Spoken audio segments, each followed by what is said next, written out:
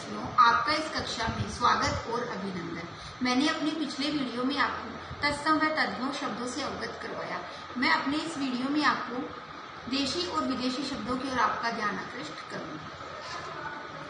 सर्वप्रथम मैं आपको देशी शब्दों की परिभाषा बता रही हूँ। किसी भाषा में प्रचलित वे शब्द जो क्षेत्रीय जनता द्वारा आवश्यकतानुसार गढ़ लिए जाते हैं, देशज कहलाते हैं।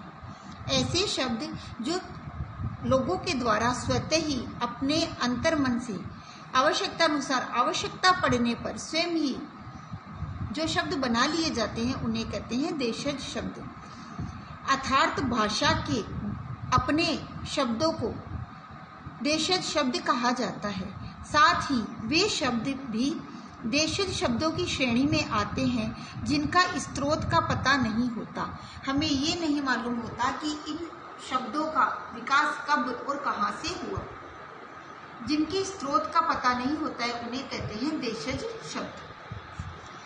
अब मैं आपको कुछ देशज शब्द बताऊंगी, जिनमें है उटपटांग, उधम, अंगोछाव, कंजर, खटपट, खचाखच, खर्राटा, खिड़की, खुरपा, गाड़ी, गड़गड़ाना, गड़बड़, घेवर, चम्मच, चहचहाना, चिमटा, चाट, चुटकी, चिंघाड़ना, छोहरा, छलछलाना, झंडा, झगड़ा, डगडगाना, ढक्कन, दीदी, पटाखा, परात, पगड़ी, पेट, पटफट, बाप, बुद्धू, भोला, मकई, मिमियाना, लड़की, लोटपोट, लोटा और हिनहिनाना। ये सारे शब्द हैं बच्चों देशी शब्द। अब मैं आपको इसके अलावा भी कुछ देशी शब्द हैं द्रविड़ जातियों की भाषा से आए हुए। अब मैं आपको जो देशी शब्द बता रही हूँ वो द्रविड़ भाषाओं से आए हैं, द्रविड़ जाति के द्वारा। उनमें है अनल, कंजल, मीर, पंडित, माला, मीन, कांच, कटी, चिकना, ताला, लुंगी, डोसा और इडली। अब कुछ अन्य भाषाओं से आए हुए अन्य जातियों के द्वारा विकसित हुए देशज शब्द। उनमें है कदली से बना है केला, करपास से बना है कपास, सरसों से सरसों, कोड़ी, तांबुल, परवल, बाजरा और भिंडी। ये सारे शब्द मैंने आपको बताए हैं देशज शब्द, जिनके स्रोत का हमें मालूम नहीं है कि इनका विकास कैसे संभव हुआ। ये लोगों के द्वारा ही मनगढ़ंत करके बनाए गए। अब मैं आपको कुछ विदेशी शब्दों से अवगत करवा रही हूँ। विदेशी शब्दों की सर्वप्रथम आपको परिभाषा बता रही हूँ। राजनीतिक, आर्थिक, धार्मिक एवं सांस्कृतिक कारणों से किसी भाषा में अन्य देशों की भाषाओं से जो शब्द आ जाते हैं, उन्हें विदेशी शब्द कहते हैं। विदेशी शब्दों के आगमन का कारण राजनीतिक भी हो सकता है, आर्थिक, धार्मिक और सांस्कृतिक। कई कारणों के द्वारा विदेशी शब्दों का आगमन हुआ है। हिंदी भाषा में प्रयुक्त अंग्रेजी। अब मैं आपको ये बता रही हूँ कि विदेशी शब्दों के अंदर कौन कौन से शब्द आ सकते हैं।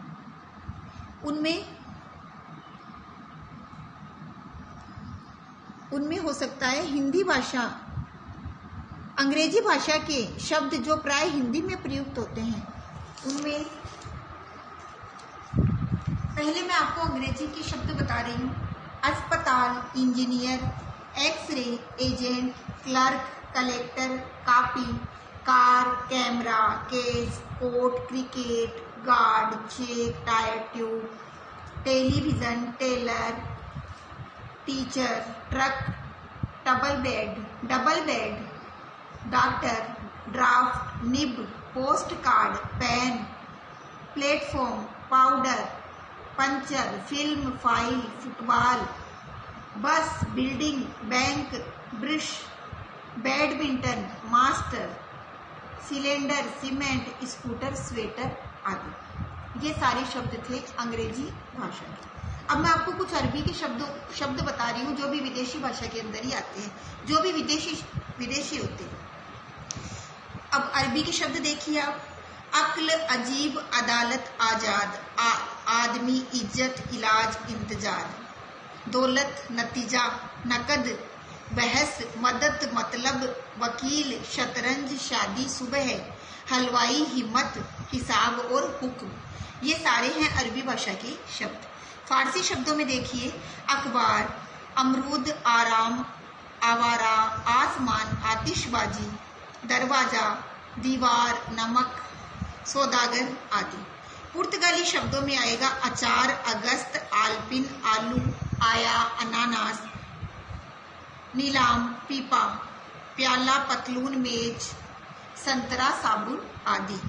तुर्की में आएगा चेचक, चुगली, तमगा, तमाशा, तोप, बारूद, बेगम, बहादुर, खंजर, मुगल, लाश आदि। इस तरीके से बच्चों मैंने अपने वीडियो में आपको देशी और विदेशी शब्दों की ओर आपका ध्यान आकृष्ट किया। मुझे पूरी उम्मीद है आपने इनको ध्यान से सुना होगा और आपने इसको समझा भी होगा। मैं अपने अगले वीडियो में एक अलग बिंदु के साथ आपके समक्ष पुनः उपस्थित होती हूँ। तब तक आप इनको पढ़िए, इनका अभ्यास कीजिए। धन्यवाद।